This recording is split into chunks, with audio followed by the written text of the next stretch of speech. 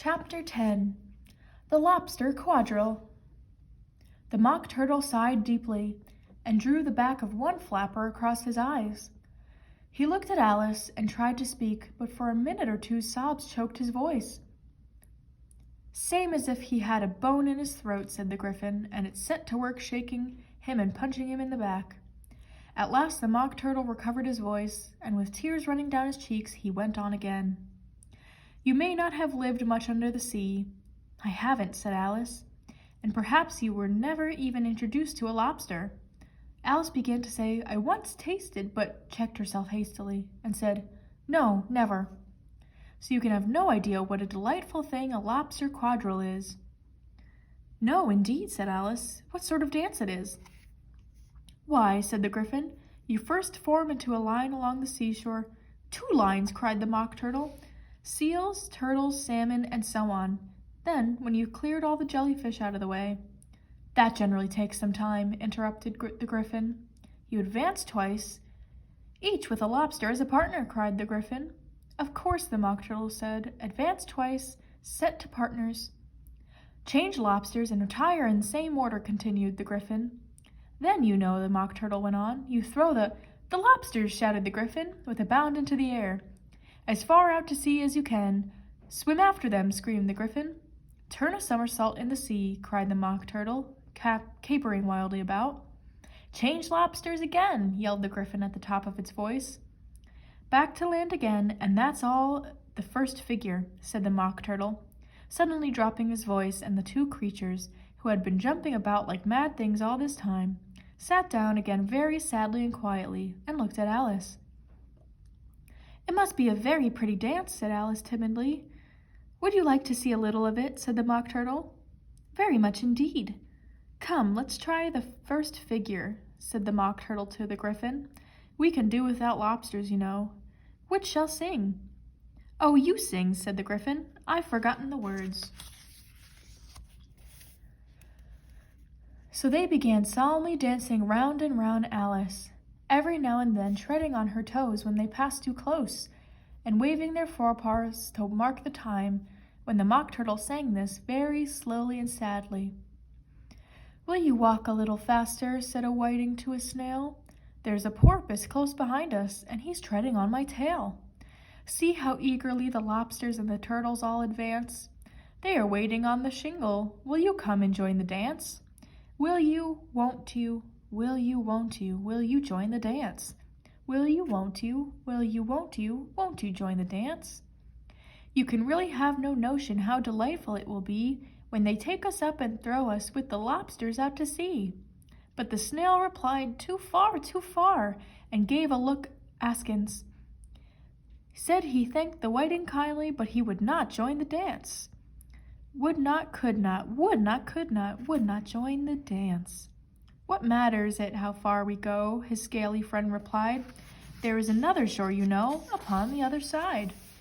The further off from England, the nearer is to France.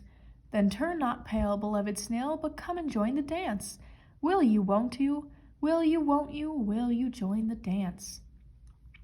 "Thank you, it's a very interesting dance to watch," said Alice, feeling very glad that it was over at last. "And I do so like that curious song about the whiting." "Oh, as to the whiting," said the Mock Turtle, you've seen them, of course." "Yes," said Alice. "I often seen them at She checked herself hastily. "I don't know where Din may be," said the Mock Turtle, "but if you've seen them so often, of course you know what they're like." "I believe so," said Alice replied thoughtfully. "They have their tails in their mouths, and they're all over crumbs." "You're wrong about the crumbs," said the Mock Turtle. "Crumbs would wash off in the sea. But they have their tails in their mouths, and the reason is—" Here the Mock Turtle yawned and shut his eyes.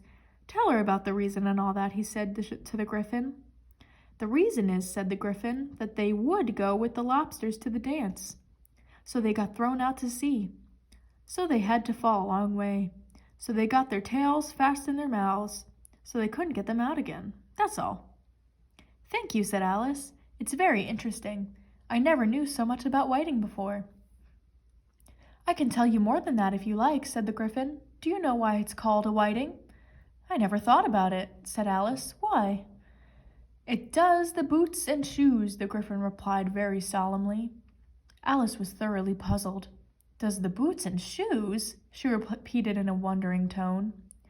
Why, what are your shoes done with? Said the Gryphon. I mean, what makes them so shiny? Alice looked down at them and considered a little before she gave her answer.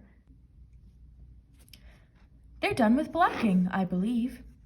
Boots and shoes under the sea, the Gryphon went on in a deep voice, are done with whiting. Now you know. And what are they made of? Alice asked in a tone of great curiosity. Soles and eels, of course, the Gryphon replied rather impatiently. Any shrimp could have told you that. If I'd been the whiting, said Alice, whose thoughts were still running on the song, I'd have said to the porpoise, keep back, please, we don't want you with us. They were obliged to have him with them, the Mock Turtle said. No wise fish would go anywhere without a porpoise. Wouldn't it really? Said Alice in a tone of great surprise.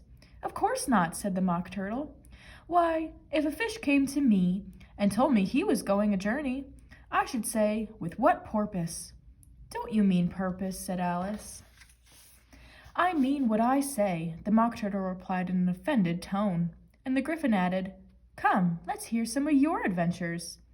I could tell you my adventures, beginning from this morning, said Alice, a little timidly. But it's no use going back to yesterday, because I was a different person then. Explain all that, said the Mock Turtle. No, the adventures first, said the Gryphon in an impatient tone. Explanations take such a dreadful time. So Alice began telling them her adventures from the time when she first saw the White Rabbit. She was a little nervous about it just at first. The two creatures got so close to her, one on each side, and opened their eyes and mouths so very wide, but she gained courage as she went on. Her listeners were perfectly quiet till she got to the part about her repeating, You are old, Father William, to the caterpillar, and the words all coming different, and then the Mock Turtle drew a long breath and said, That's very curious. It's all about as curious as it can be, said the Gryphon. It all came different, the Mock Turtle repeated thoughtfully. I should like to hear her try and repeat something now. Tell her to begin. He looked at the Gryphon as if he thought it had some kind of authority over Alice. Stand up and repeat. 'Tis the voice of the sluggard, said the Gryphon. How the creatures order one about and make one repeat lessons, thought Alice. I might as well be at school at once. However, she got up and began to repeat it, but her head was so full of the lobster quadrille that she hardly knew what she was saying, and the words came very queer indeed. 'Tis the voice of the lobster, I heard him declare. You have baked me too brown, I must sugar my hair. As a duck with its eyelids, so he with his nose trims his belt and his buttons and turns out his toes. When the sands are all dry, he is gay as a lark, and will talk in contemptuous tones of the shark. But when the tide rises and sharks are around, his voice has a timid and tremulous sound. That's different from what I used to say when I was a child, said the Gryphon. Well, I never heard it before, said the Mock Turtle, but it sounds uncommon nonsense. Alice said nothing. She had sat down with her face in her hands, wondering if anything would ever happen in a natural way again. I should like to have it explained, said the Mock Turtle. She can't explain it, said the Gryphon hastily. Go on with the next verse. But about his toes, the Mock Turtle persisted. How could he turn them out with his nose, you know? It's the first position in dancing, Alice said, but she was dreadfully puzzled by the whole thing and longed to change the subject. Go on with the next verse, the Gryphon repeated impatiently. It begins, I passed by his garden. Alice did not dare to disobey, though she felt sure it would all come wrong, and she went on in a trembling voice. I passed by his garden and marked with one eye how the owl and the panther were sharing a pie. The panther took pie crust and gravy and meat, while the owl had the dish as its share of the treat. When the pie was all finished, the owl, as a boon, was kindly permitted to pocket the spoon, while the panther received knife and fork with a growl and concluded the banquet by— What is the use of repeating all that stuff, the Mock Turtle interrupted, if you don't explain it as you go on? It's by far the most confusing thing I ever heard. Yes, I think you'd better leave off, said the Gryphon, and Alice was only too glad to do so. Shall we try another figure of the lobster quadrille? The Gryphon went on. or would you like the Mock Turtle to sing you a song?"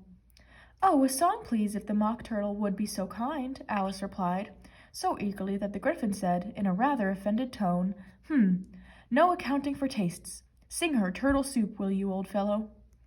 The Mock Turtle sighed deeply and began, in a voice choked with sobs, to sing this: "Beautiful soup, so rich and green, waiting in a hot tureen.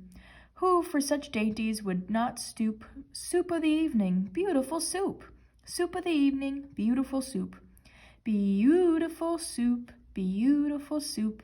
Soup of the evening, beautiful, beautiful soup."